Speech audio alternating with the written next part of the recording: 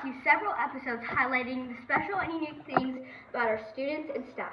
Today we have a very special interview to share with you. Yes, today we would like to introduce you to our North Kansas City School District Superintendent, Dr. Daniels. This is Dr. Daniels' first year as a superintendent in NKC, but she's not new to this. Dr. Daniels started her teaching career at Oak Park High School, teaching social studies.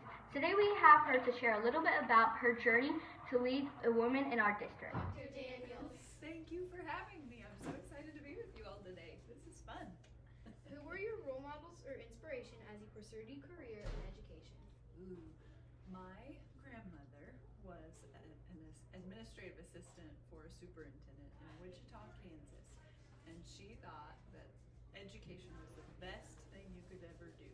And so my mom and her two sisters then all became teachers, and then they kept telling me education is the best thing you can possibly do.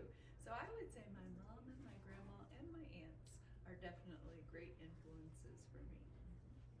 Are there any historical or contemporary female figures that have influenced your leadership style? Whoa, that's a good one. That's very good.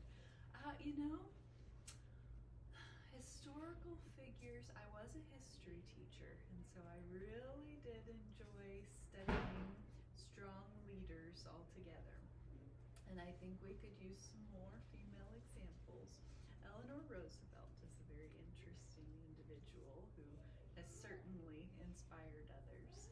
I've also had, just in my own life, some really great female leaders who have poured into me, really invested in me and tried to encourage me and show me paths to things that I probably never thought possible.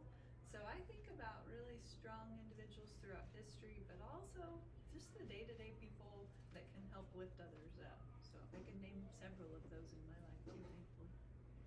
That's a good one. What challenges have you faced as a woman in leadership, and how have you overcome them? I do think being a mother in my case and being a female leader, you are always wanting to jump in and do the task and be a part of what's going on. And sometimes leadership requires a bigger picture view where you need to have your eyes on all parts of the situation, and you have to trust others to do the job. You can't always do absolutely everything. And I think that's been a hard thing. We're just naturally wired that way, where we are empathetic, we think about others, we're intuitive, we know the needs of other people, and we want to jump in and help at every turn. But sometimes you really do have to stop yourself and trust others to do that. I'd also say too that in talking with other women in leadership, sometimes girls are thinking, well, I don't have every single skill necessary to be a good leader yet.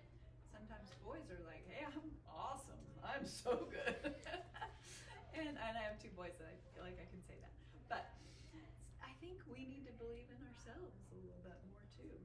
Just trust that even if we don't have absolutely everything figured out, we'll learn along the way. But just really finding a way to believe in ourselves and be confident in it and trust that we'll be good leaders.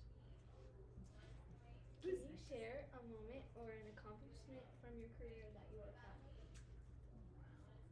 Wow.